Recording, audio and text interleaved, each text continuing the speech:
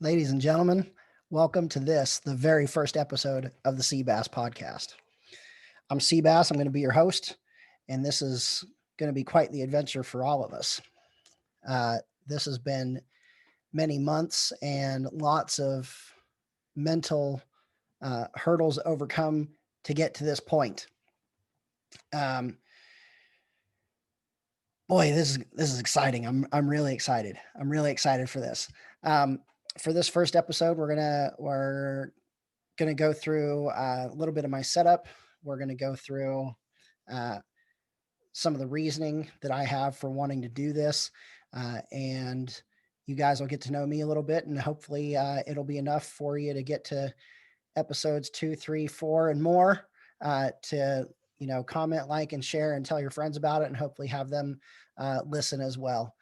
For those that have been supporting me and cheering me on, thank you. I'm grateful to you.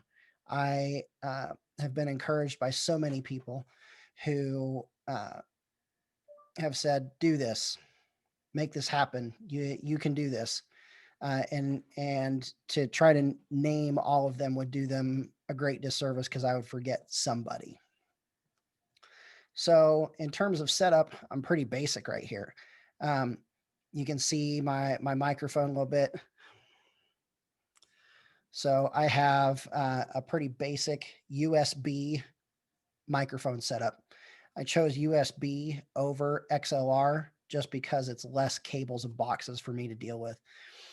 XLR is the traditional microphone cabling and input output that you would see uh, a band use, or uh, something that somebody might plug into a traditional PA system. This is simply one condenser microphone with a Firewire type connection on the microphone end, and then a simple USB connection on the other end for plug and play usability on the computer. I have an Aokeo, AOKEO branded microphone, model AK60. Um, I know very little about microphones. I'm not a sound guy by any stretch. I'm not a sound engineer. It had some decent reviews on Amazon and eBay, and I took the chance and got it, and I spent like $60 for it. So not a fortune, but certainly, I would hope it's a little better quality than, um, the 1999 version from Wish. This also came with the scissor stand that you can see, and a clamp to clamp onto the table. You can see the windscreen right here. It also has a big round windscreen pop filter uh, that you could use, if that was your preference. I like this. It looks better on camera, and I don't know that it affects the sound so much. Um, I just think it looks better. Computer setup. I'm using a Lenovo T440p laptop computer that has an Intel Core i5 V Pro processor, so plenty powerful enough to do just about everything that I would ask it to do. Um, and I'm also running a Linux build on this machine. I'm running Zorin OS, Zorin is my operating system that I'm working on. Uh, and the only reason I'm not using Windows is uh, I'm cheap. I don't want to pay for Windows. I bought this machine blank. Um, I didn't want to pay for Windows. Linux is free. So I put Zorin on a thumb drive and got it onto this computer and making it work. So the camera that I'm using is also an eBay special. I paid, I think, $22 for it. It was advertised as an HD camera, and I think it is. It's certainly better than the built-in camera on the laptop. So that's what I'm going with. It didn't have a brand name on it. It was just El Cheapo that I got off of eBay, and hope that it worked, and it is for right now. So we're going with it.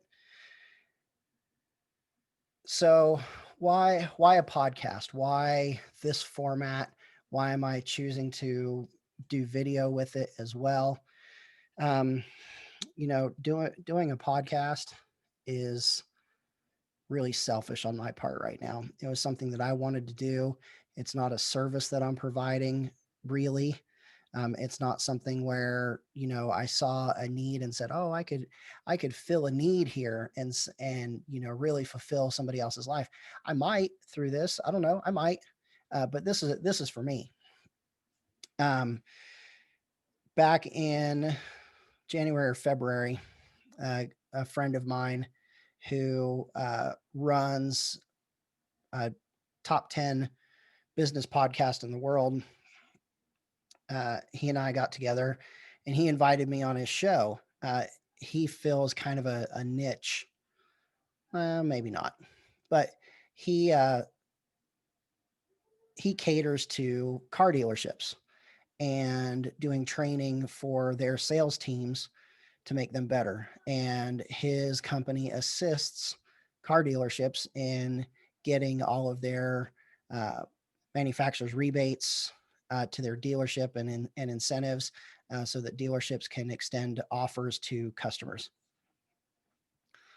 Uh, Back in January or February of this year, he put out some feelers on Facebook and said, "Hey, if anybody's bought a car in the past 6 months, I'd like for you to get in touch with me. I'd like to have you be a guest on my podcast." So this friend, Michael Cirillo, who his show is called The Dealer Playbook, look him up, make him more famous.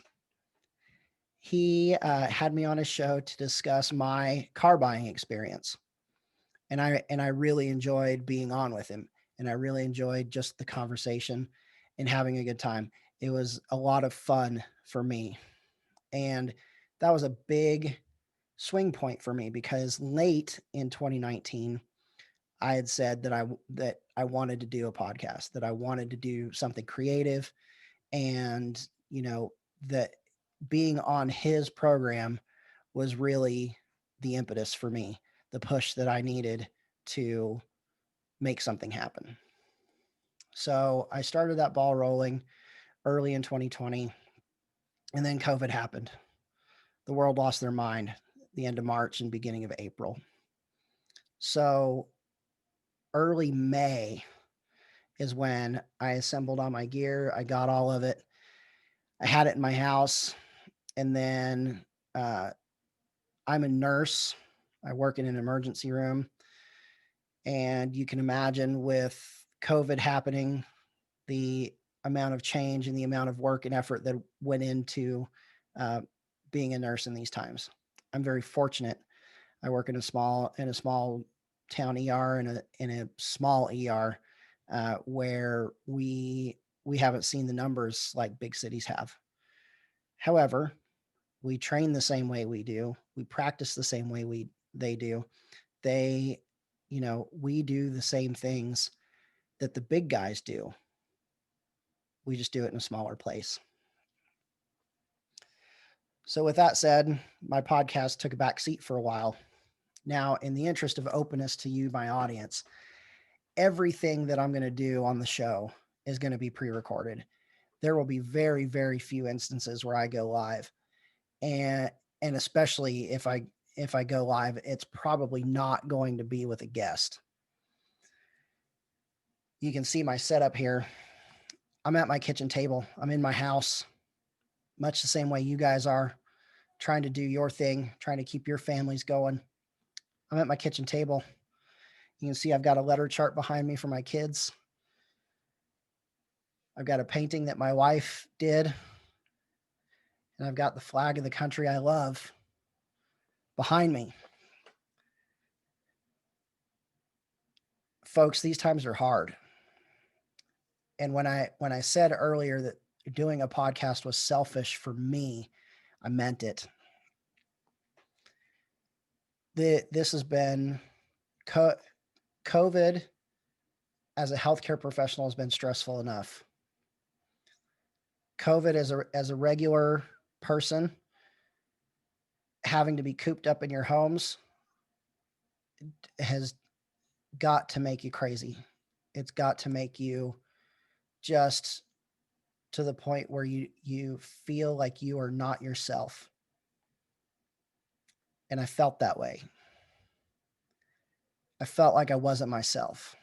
I wasn't able to be creative. I didn't feel productive. I didn't feel like I was doing good enough in my life. For those of you that continue on and support me, thank you. I'm grateful to you. I hope that this podcast can be a place where we can talk and have stories and share stories and listen to stories and really enjoy a good time. When I first had the idea for a podcast, I had just recently done an open mic night at a stand-up comedy club, and I thought, well, maybe I'll try my hand at comedy. Maybe I'll try to do a comedy shtick.